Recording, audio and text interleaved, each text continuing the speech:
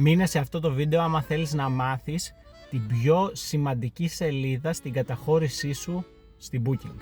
Η πιο σημαντική σελίδα είναι αυτή και είναι η σελίδα που σου λέει το ποσοστό κρατήσεων που έχεις ανάλογα με τα αποτελέσματα των αναζητήσεων. Στη συγκεκριμένη καταχώρηση το ποσοστό των 0,6 που μπαίνουν στην καταχώρηση μετά από 174.000 εμφανίσεις στην αναζήτηση είναι χαμηλό.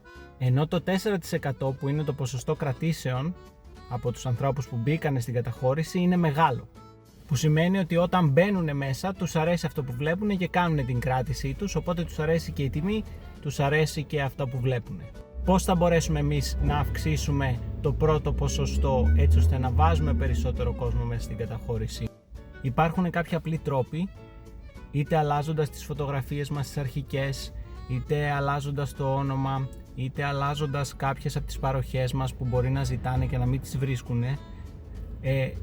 Έτσι θα τους καταφέρουμε να τους περάσουμε να μπουν να δουν την καταχώρηση και να αυξηθεί με το 4%, να αυξηθούν πολύ οι κρατήσεις που θα έχουμε.